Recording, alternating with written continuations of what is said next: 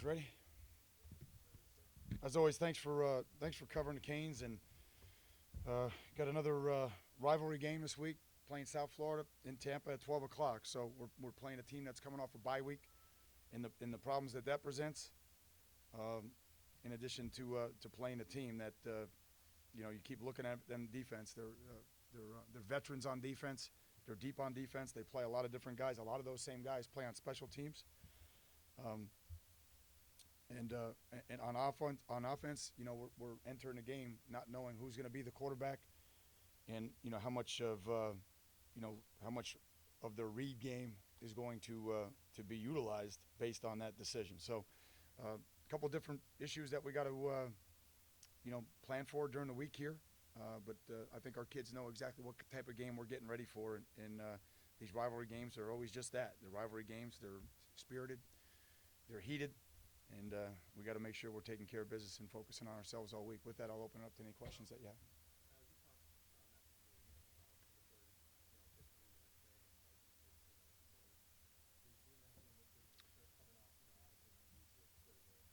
Yeah, I hope so. Again, as a coach, you hope that you are seeing it correctly, Tim, and that you feel it. And I believe that we are right now. But at the end of the day, it's up to the leadership and the guys in the locker room. All you have to do is turn on the film to get get your attention. If not for the turnovers, this season would be dramatically different for the Bulls. So I think our guys understand that. I think they understand that Price is a big league tight end. That Shaw is a really good running back. He's top 10 in the country, and he's got breakaway speed. That they have a deep threat in Davis. So again, to answer your question, I don't think there's any question that our guys know exactly what they're seeing, and very few teams are scoring on them, Tim. To be quite honest with you, if you take away those touchdowns those turnovers that led to touchdowns.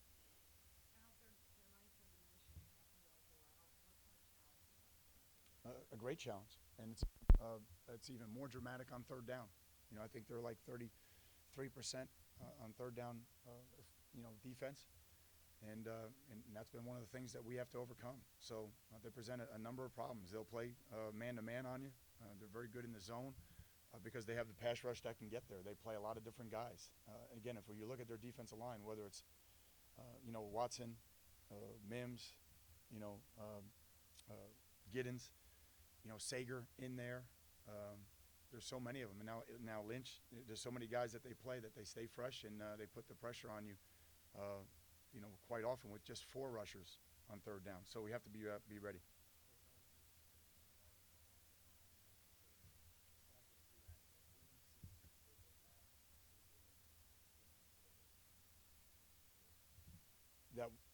That we like what we're doing in terms of our team. I think the biggest thing has been our approach. It hasn't been about the opposition. It's been about what our standard is and what we want to execute and the things that we need to improve on. I think that the guys have really bought into trying to improve every day. It was competitive. It wasn't all great out there today. It wasn't all great. It was Tuesday, and there was a lot of good on good periods. So therefore, it was competitive, and got a little hot, and guys were getting after it, which is good. And so we'll learn from the tape today and move forward. But this has been a team that is trusting the plan and executing the plan every single day, and hopefully we'll continue to do that. We better do it because as I said, this team at 12 o'clock that we're playing they're going to be ready. This is going to be a good game. I'm sorry. Okay. Are you inside the huddle, or I should take someone's word for it, Tim? Or yeah.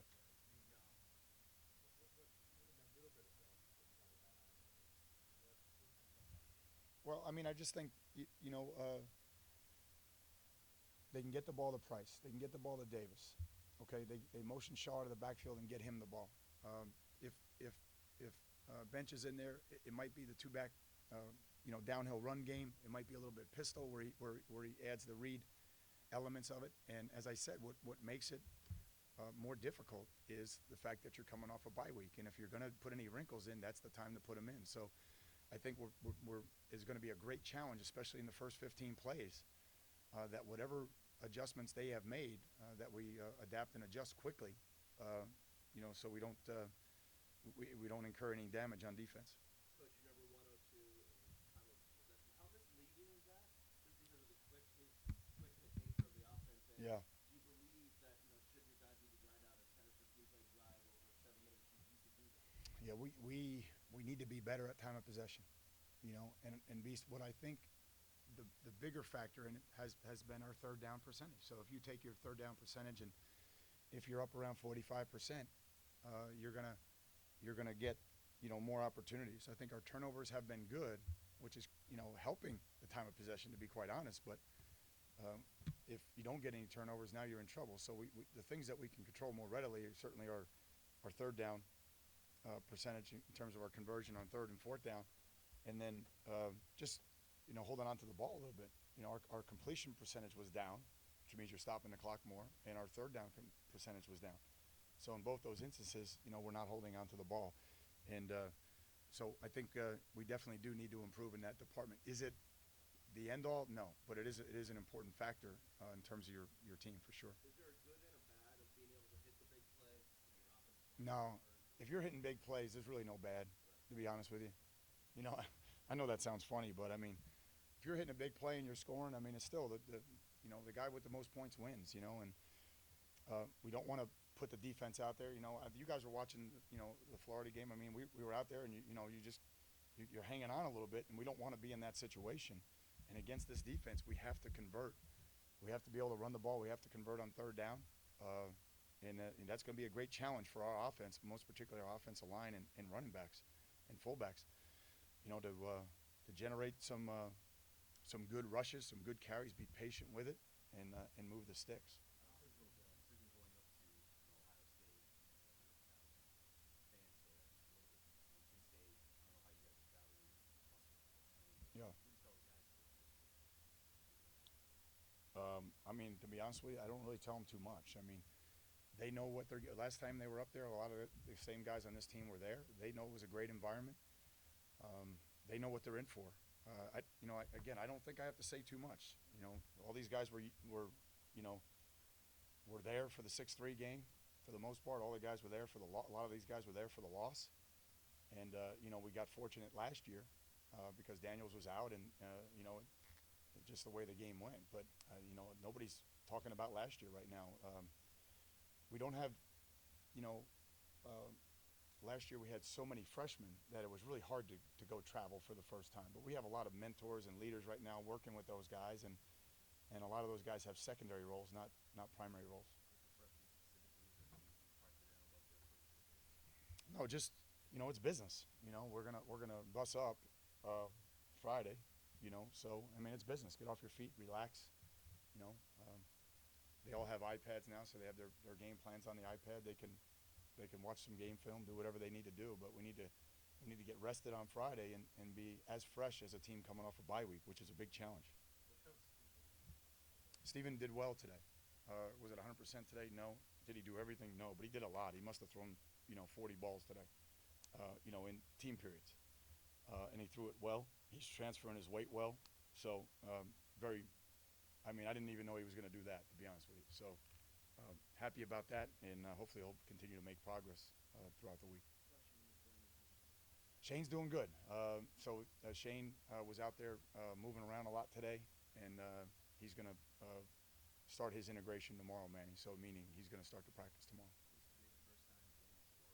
Yeah, it was good to see Danny out there. So Danny's out there moving around without a boot, and so I think there's there's an integration protocol with him. Walk for a couple of days and then jog, and then But I think Danny's seeing the light at the end of the tunnel, and I don't know. I would be just speculating to tell you. I mean, he's a 310, 12-pound man, so we have to be careful with that in terms of his long-term future.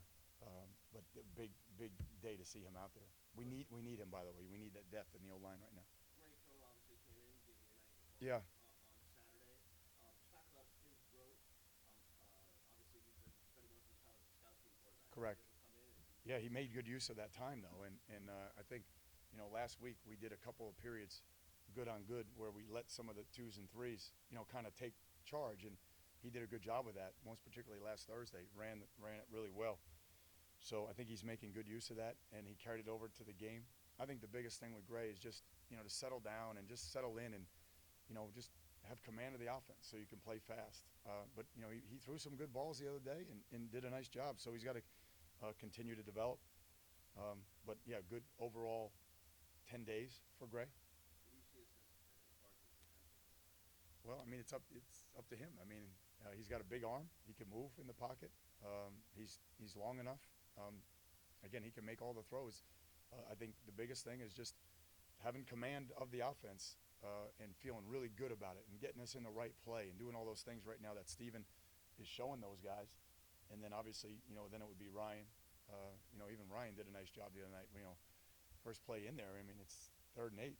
He steps right in and he's working the left side. He sees too high. He starts working back towards the right side and makes a good throw. So, again, they're all, it's a constant process for all those guys, and because after the coaches, they know the most football in the building.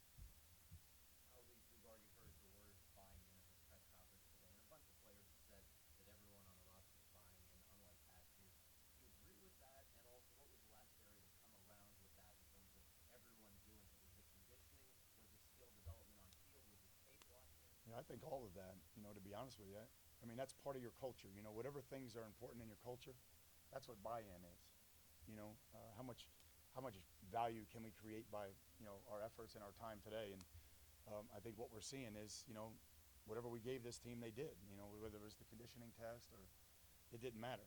And I think they're starting to believe in each other. Again, buy-in. Everybody thinks it's relative to the coach. The buy-in is relative to each other. I don't want to let you down. I don't want to let Manny down, or I'm going to take care of my business. Okay, I'm going to finish every play on defense, or run every fake on offense, or do every little thing the way it's taught because of what we are creating together and what we've invested in together. As soon as you get to that point where investment, outweighs participation, you got a chance. So right now we're investing in this, and we have been investing in it, and I think that's probably what they're referring to.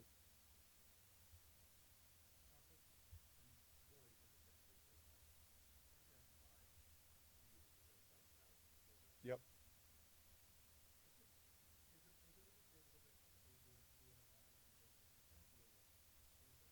You do. I think what coach probably means, and again, you have to ask coach that, but if I could speak as a coach for Willie, I think what we'll probably all say is that we say, you have time to do something about it other than just change a call. Does that make sense?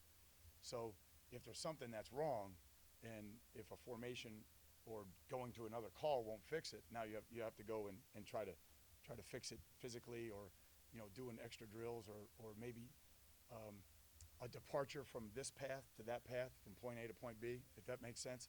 So I think that's what we all say in the bye week, and certainly we did that. We scripted a lot of things based on what we think we're going to see moving forward, and the things that we needed to fix. So I think that's what coach is probably saying there. But the danger in that for the opponent is looking better than perhaps it was the 2 previous weeks. You watch Al Kadeen and think that once this guy becomes a finished product well down the line, this guy can be calculated. Again, like a lot of our guys, it's up to them. We always talk about, it's not enough to be talented. How do you apply your talent every day? And what do you do with your blessings? Do you invest in them? Do you learn a process? Do you learn the game? Can you play the game? Again, we've, again, like in my 23 years in college football, there's been a lot of talented guys that have never, have never taken that potential and made it potent. They just, never invested in all the little things that really, that are the difference between good and great. And so we try to teach them those things culturally. And to be honest with you, the guys that buy in, man, they own that for life. And it's not just about football. It's they own those life skills no matter what endeavor they go in. And so I think Al Kadeen is a very passionate kid. He's very talented. I think the thing about him is he's very, it's important to him, and it's a priority to him. So he studies film, and he's learning the game, and he's got a long way to go, but he possesses a lot of qualities that would lead you to believe that he's going to continue to find success. Yeah, again, you guys that are doing the IR, the you know the red coat watch out there, he's out there too without a sling. So he's moving around, and I think he's going to start running pretty soon. So again, all of those guys, man, it'd be great to get some of those guys back. Um, Obviously, Isadora and Rayshawn are going to be a little bit longer projects, but Shane and Steven, we expect quickly. Yeah. Is there anybody who hasn't maybe played a ton but did enough either Saturday night or practice the last couple of weeks to make you think maybe this guy deserves more time? No, there's a lot of those guys. Well, there's a lot. I mean, Bo Sandland for sure, Stacy for sure, Gus Edwards, Alex Gall. Um, Stacy as a returner. Um, I mean, we learned so much about a lot of guys. Kamala and Hamilton are fighting it out to get in there. I think Kirby had a good, 10 days. I'm talking bye week going into game week, good 10, 12 days. Um, Jamal Carter, I know you guys don't see it as much, but Jamal Carter learning the defense, but yet executing his role on special teams as he's growing into his role on defense. Crucial. I hate doing this because I always miss somebody when I just think off the top of my head, but those are a bunch of guys that clearly have made a lot of progress for us.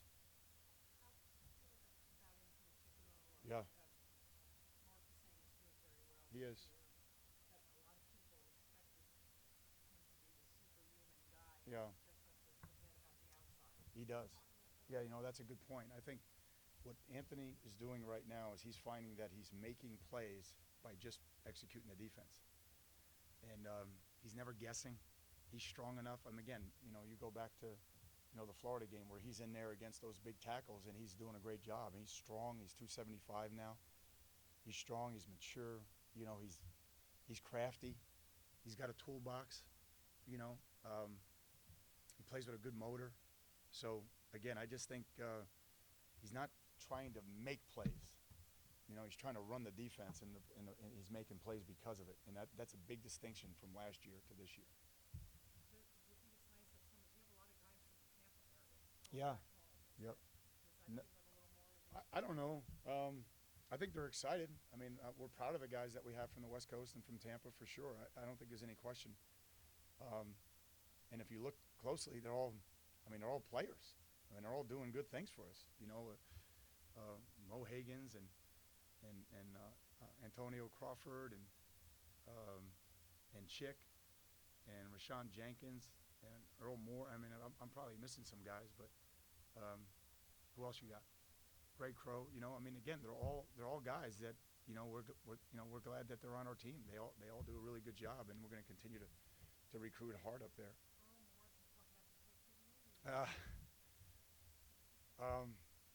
Good for him. Good for him. I mean, he's been working like crazy. He's been working hard. He's getting better. Again, he played last year probably before he was ready, and he was forced into playing, but he's growing now. He's maturing. He's getting better. He's got a great attitude. Again, we're fortunate to have Earl. He's that kind of guy, on your team. So excited about him.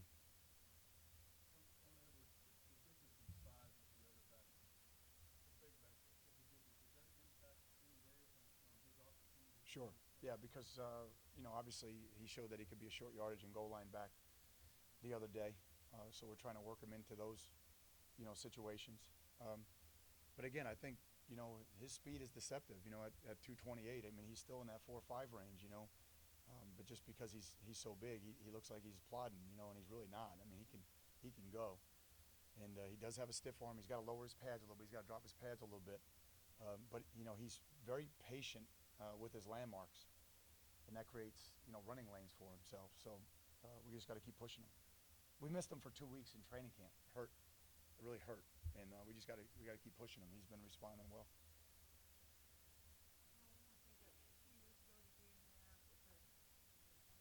Yeah. Again, you look at this roster here. There's a lot of those same guys, particularly on defense, and that was a slugfest, man. You guys were there. That was tough. That was all we can handle, and our guys understand. Our guys understand exactly what they're getting into, and We just have to, embrace the challenge this week, get better, take care of the things that we need to take care of. But, um, you know, uh, it came down to a field goal, and we were fortunate enough that Jake hit it, and we had we had a good drive there to set that up.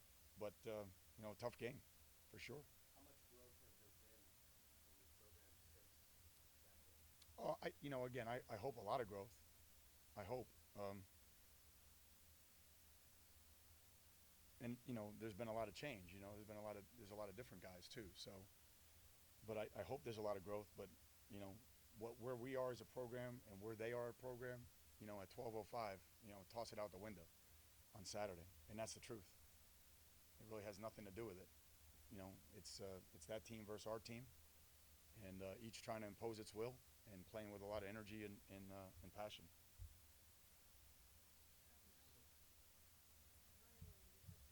Yeah,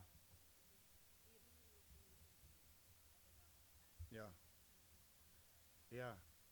He's just one of those guys. Like, he's cool, Like, he just doesn't get flustered, For whatever reason, it's part of his makeup, It just is. And um, the guy who was startled was the guy that we're yelling out to snap the ball to him, while we're in the injury timeout. He's the guy that looked like he saw a ghost. But Ryan's like, all right, come on, we gotta take a couple snaps. But he went in there and you know stayed with his read, and then after that he just started letting them rip. So very it's not just about being happy for him. I'm excited for him.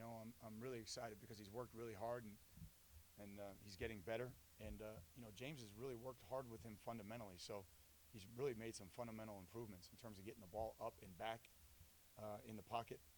In terms of how he holds it and closing that front shoulder and getting more velocity on it. So I'm excited about that.